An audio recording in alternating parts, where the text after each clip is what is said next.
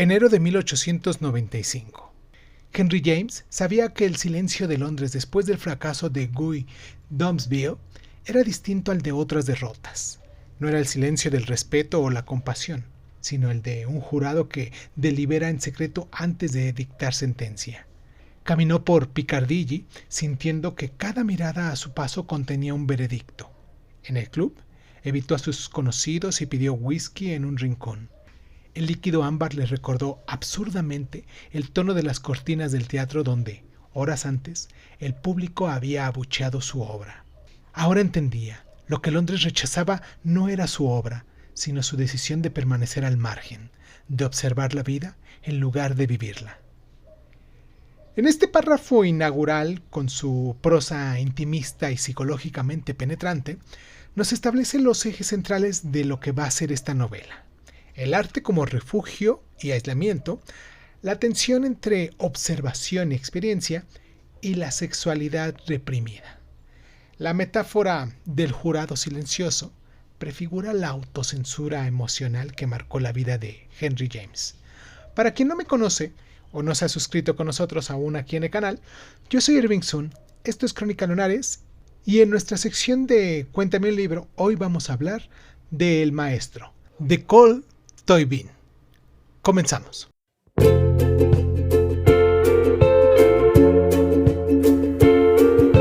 Hola, bienvenidos a Crónica Lunares de Sun. Yo soy Irving Sun. Escúchanos en tu plataforma favorita. Y si quieres tener acceso preferente, dale al botón de membresías en YouTube y ahí encontrarás audios exclusivos para miembros de este canal. Y sin más ni más, ¿qué tal si comenzamos?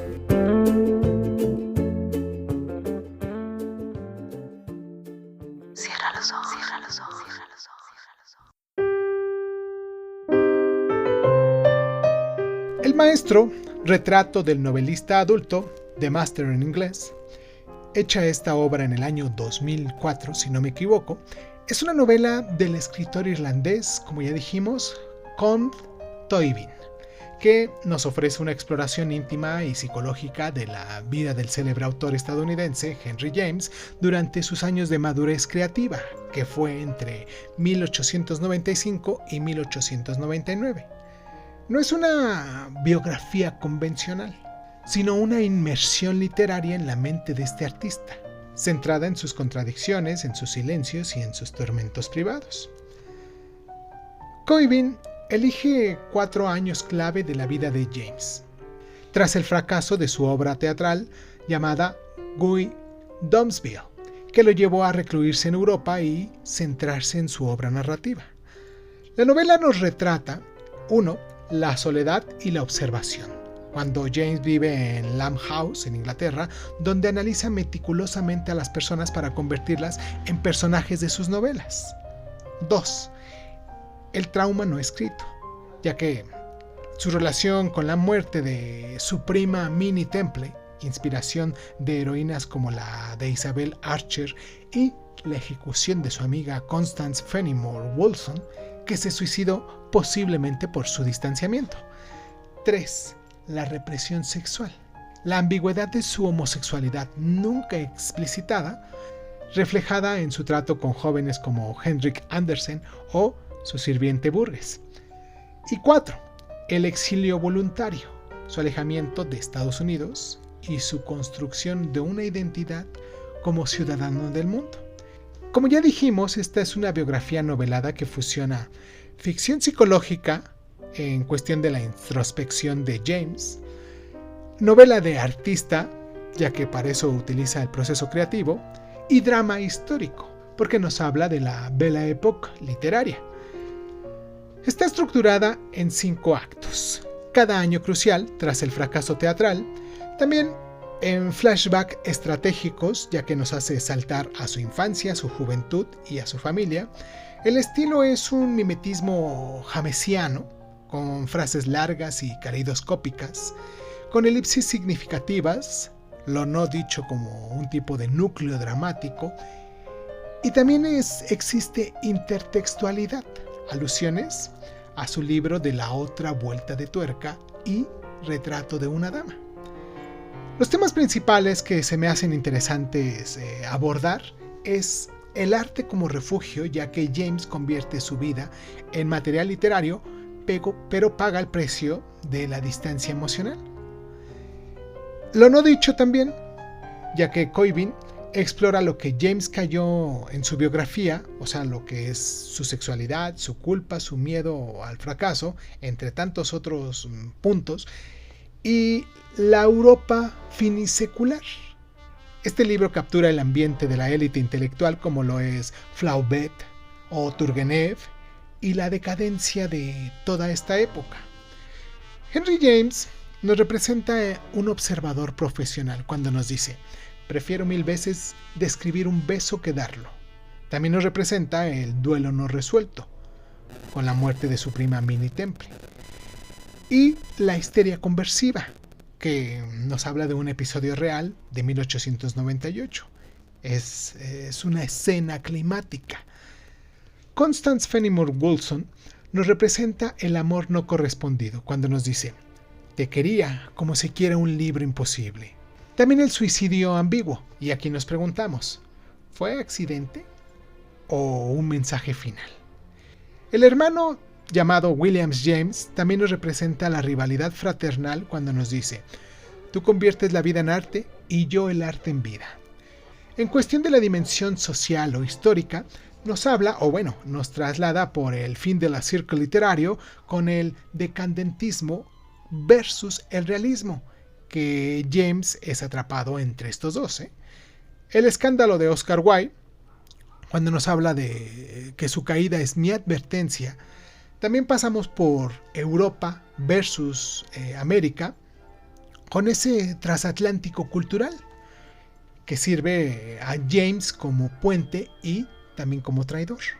Nos habla del género y la sexualidad con este lenguaje codificado, diciendo amistades románticas entre hombres. También la misoginia creativa, ya que sus heroínas son como sustitutos emocionales. Y bueno, hablemos un poquito de este autor, Colm Tóibín. Él nació en Enniscorthy, en Irlanda, y tiene una infancia marcada por muertes tempranas. Estudió historia y literatura en la UCD en Dublín. Es periodista, o bueno, fue periodista en Magic en Dublín. Profesor en Stanford, en Princeton y en la Universidad de Nueva York. Sus obras clave, o bueno, las más conocidas, de las cuales también hemos hecho aquí alguna referencia o hemos hecho alguna reseña, es Brooklyn, está escrita en el año 2009, Nora Webster, está en el 2014, y La Casa de los Nombres, esta última en el 2017. Ha ganado el premio Impact Dublin y Ramsbomb Folio. Tiene influencias de Henry James con su evolución del narrador, de Thomas Mann con su libro Muerte en Venecia y de Elizabeth Bowen con su estilo anglo-irlandés. Para poder hacer esta novela, Tóibín leyó 10.000 cartas de Henry James. Hay una escena omitida, ya que no menciona directamente el episodio de la obscena ceremonia, teoría sobre James y el escultor Henrik Andersen. Tiene un título irónico, ya que maestro era apodo sarcástico que daba a James a sus editores. También hay una conexión irlandesa, ya que Tóibín proyecta su éxito cultural en James. Y por último, un dato que también se me hizo curioso es que 9 editoriales rechazaron esta obra por ser demasiado literaria. Sus obras posteriores nos exploran identidades silenciadas, como lo es Brooklyn, por ejemplo. Ha influido en Alan Hollingsworth con La línea de la belleza, sobre la homosexualidad histórica, obra de la cual también vamos a hablar en unos cuantos días, o bueno, vamos a hacer una pequeña reseña. Bueno, ya no tan pequeñas como las que hacíamos antes, pero vamos a hacer una reseña. También ha influido en Claire Messud, en su libro Las mujeres de arriba, con sus narradores introspectivos. Y en la cultura, Tom Coibín revitalizó el interés por James con sus adaptaciones de The Aspen Papers. Y también ha tenido influencia en series como The Crown, con sus relatos históricos íntimos. En conclusión, para poder pasar a nuestra siguiente sección, El maestro es un retrato en claroscuro donde Tobin nos explora el costo emocional de este genio, entre lo que es biografía y ficción. Esta novela nos revela cómo Henry James convirtió su vida en material narrativo y su corazón en una casa de ficción con habitaciones prohibidas. Y como dice el narrador, el verdadero drama no ocurrió en sus libros, sino en todo lo que dejó fuera. Vamos a hacer un pequeño corte para podernos meter en este análisis un poquito más minucioso, con pasajes que obviamente traerán spoilers, y si a ti no te gustan los spoilers, pues ponle pausa en este momento, ve a terminar el libro y después regresas para que puedas comparar los puntos de vista que te surgen de esta novela con los que vamos a hablar a continuación, ¿vale? Y si tú no tienes problema con los spoilers o ya leíste este libro, pues te invito a que te quedes con nosotros. Si te vas, suscríbete, danos like, comparte, y si te quedas, te espero después de esta pausa, ¿vale?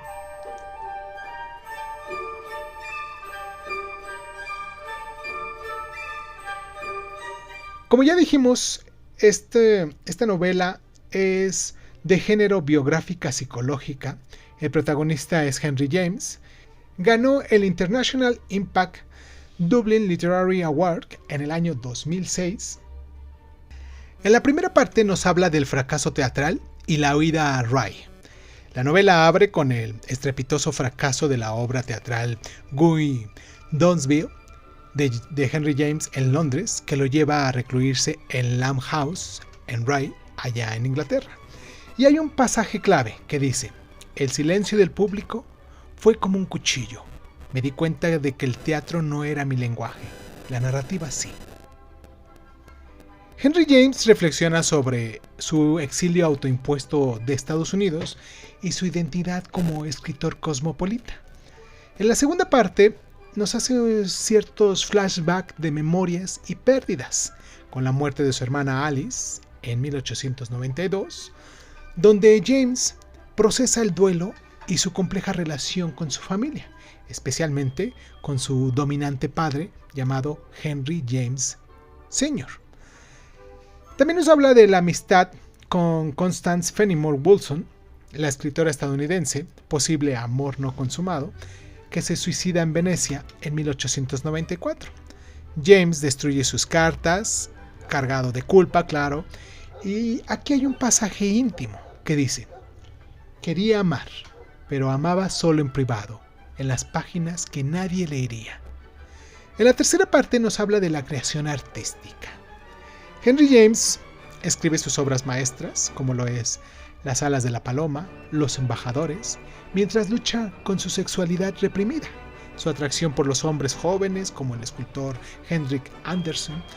Y bueno, para esto tenemos un pasaje metaficcional que dice: escribo para vivir vidas que no me atrevo a vivir. Mis personajes son mis máscaras. La visita de su hermano William James, que era filósofo, revela tensiones fraternales. William critica su hermetismo literario. Y al finalizar nos deja con un, final abierto, ya que la novela termina con James comenzando la Copa Dorada, mientras fantasea con un futuro donde el arte lo redima. Y para esto tenemos unas últimas líneas. El maestro no era dueño de su vida, pero sí de sus palabras, y eso, al final, era todo. Los temas principales es el coste de la creación, la sexualidad y la represión, el exilio y la pertenencia, y el duelo y la memoria. Para todo esto también tenemos un pasaje filosófico que dice: nada termina del todo, las historias solo se interrumpen. En cuestión de narrativa, este libro está escrito en tercera persona íntima que captura la voz interior de Henry James. Su investigación está basada en cartas y biografías de Leon Edel. Y hay una adaptación que es una obra de teatro en Londres que se hizo en el año 2012, si no me equivoco. Y ahora, te preguntarás por qué habríamos de leerla. Y te contestaré. Si te interesa la psicología del proceso creativo, las biografías literarias que prefieren la sugerencia a lo explícito o la figura de Henry James como símbolo del escritor moderno, este maestro, o bueno, esta obra titulada El Maestro, es una verdadera joya. Colm Tóibín no juzga a James, simplemente lo humaniza. Vamos a hacer un ejercicio de imaginación como lo hemos estado haciendo en nuestros últimos programas de reseñas aquí en nuestra sección de Cuéntame un libro, para poder meternos en el primer pasaje de esta novela. ¿Les parece?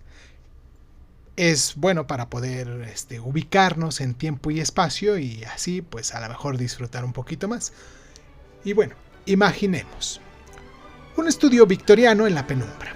Henry James, de alrededor de unos 50 años de espaldas, ante una ventana donde se reflejan escenas de su vida, Rod Hyle, de su infancia, Roma con Fenimore y el teatro abuchado.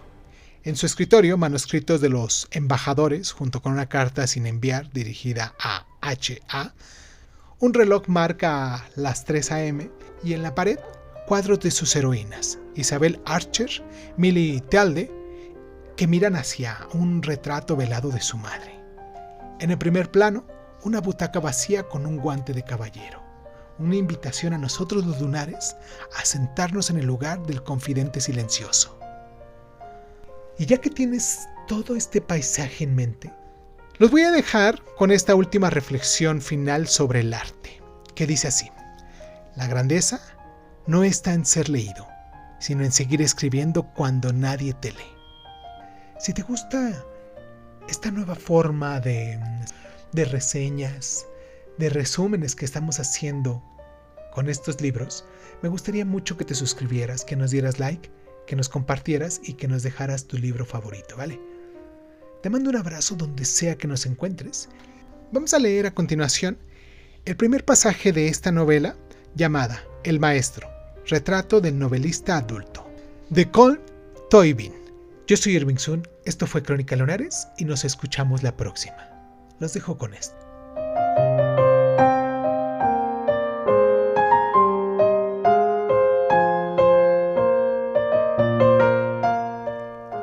El Maestro, retrato del novelista adulto, Colm Tóibín. Algunas veces por la noche soñaba con personas que ya habían muerto, rostros familiares u otros, medio olvidados, que evocaba fugazmente. Cuando se despertaba, antes del amanecer, no se oía ningún sonido ni se percibía movimiento alguno durante varias horas. Se tocaba los músculos del cuello, agarrotados, y notaba que tenía los dedos rígidos y entumecidos, aunque no le dolían. Al mover la cabeza, oía el crujido de sus vértebras. «Estoy como una puerta desvencijada», se decía para sus adentros. Sabía que necesitaba dormir. No podía permanecer despierto tantas horas. Quería dormir, penetrar en una deliciosa ausencia de luz, en una oscuridad que no fuera excesiva, en un lugar apacible, sin amenazas ni gente, sin presencias desasosegantes. Cuando volvía a despertar, se sentía inquieto y no sabía dónde estaba. Se despertaba así a menudo, preso de una especie de agitación, recordando el sueño tan solo a medias y aguardando, con incontrolable impaciencia, el comienzo de un nuevo día. En algunas ocasiones, cuando se adormilaba sentado en alguna silla, cerca del muro de la vieja casa, volvía a disfrutar de la brumosa y suave luz de Bellusguardo, en los primeros días de primavera, con los contornos envueltos en neblina y el sentimiento de puro placer de luz del sol acariciándole el rostro, rodeado por el aroma de la glicina, las rosas tempranas y el jazmín. Y esperaba, al despertar, que aquel día fuera como un sueño, que los vestigios de la tranquilidad, el color y la luz permanecieran en los contornos de las cosas hasta que volvieran a llegar la noche. Pero ese sueño era diferente.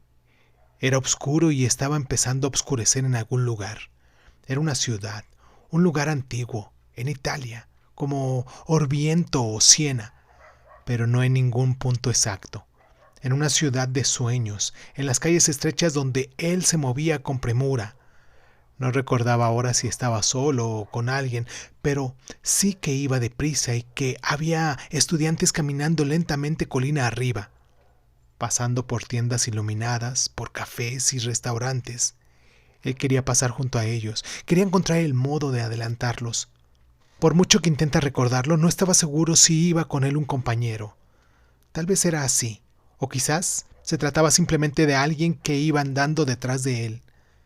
No podía recordar mucho acerca de esa intermitente y borrosa presencia, pero durante cierto espacio de tiempo parecía ser una persona o una voz familiar que comprendía mejor que él la urgencia, la necesidad de apresurarse y que, mascullando y farfullando entre dientes, le animaba a andar más deprisa y apartar a los estudiantes de su camino. ¿Por qué soñaba esto? Recordaba que, al pasar por cada largo y tenuemente iluminado acceso a una plaza, sentía la tentación de abandonar la calle bulliciosa, pero le urgía a que continuara. ¿Era su fantasmal compañero quien lo hacía? Al fin, llegó caminando lentamente a un enorme recinto del estilo italiano, con torres y tejados almendrados y un cielo de color de tinta oscuro, liso y compacto. Se quedó ahí de pie, observándolo, como si quisiera encuadrarlo, captar su simetría y su textura. Esta vez, y se estremecía cuando recordaba la escena, había figuras en el centro, figuras que, dándole la espalda, formaban un círculo. No podía ver sus rostros. Estaba a punto de caminar hacia ellas, cuando las figuras que le habían dado la espalda se volvían hacia él. Una de ellas era su madre en los últimos días de su vida, cuando la había visto por última vez. Cerca de ella, entre otras mujeres, estaba su tía Kate. Ambas habían muerto hace años. Le sonreían y se acercaban lentamente a él. Sus rostros estaban iluminados como los rostros de una pintura. La palabra que llegaba a sus oídos, estaba tan seguro de que él había soñado la palabra como de que había soñado la escena, era suplicar. Estaban implorándole a él o a alguien, pidiéndole algo con ardiente anhelo, juntando las manos en actitud de súplica, y cuando se acercaban a él, despertaba bañado en un sudor frío, anhelando que hubiera podido hablar o haber podido ofrecer algún consuelo a las dos personas que más había amado en su vida. Lo que experimentó al despertar fue una tristeza agotadora y persistente, y, como sabía que no podía volverse a dormir, una avasalladora premura de empezar a escribir cualquier cosa que le insensibilizara, que le distrajera de la visión de estas dos mujeres que había perdido. Se cubrió la cara un momento y recordó con exactitud el episodio del sueño que le había hecho despertar bruscamente. Habría dado cualquier cosa por olvidarlo, por impedir que aquella visión lo persiguiera hasta hacerse de día. En esa plaza, su madre y él se habían mirado fijamente y la mirada de ella rezumbaba pánico. Su boca parecía estar a punto de romper en sollozos. Evidentemente, deseaba con todas sus fuerzas algo que no podía alcanzar, que no podía conseguir, y él no podía ayudarla. Suscríbete a Crónica Lunares de Zoom en Spotify y otras plataformas de audio y de podcast. Si te gusta lo que estamos haciendo, regálanos un like, comparte este audio en tus redes sociales y sobre todo, déjanos un comentario con tus inquietudes, ¿vale? Crónica Lunares de Zoom es un programa de divulgación cultural conducida, narrada y comentada por Irving Sun y en muchas ocasiones por invitados especiales. Si quieres participar leyendo tu cuento favorito en voz alta, recuerda ponerte en contacto con nosotros. Agradezco infinitamente a todos los lunares que con sus donaciones hacen que este canal crezca y me sienta motivado a hacer lo que me gusta hacer y mostrárselo en estas plataformas. Gracias infinitas. Yo soy Irving Sun, esto fue Crónica Lunares y ¿qué tal si nos escuchamos después?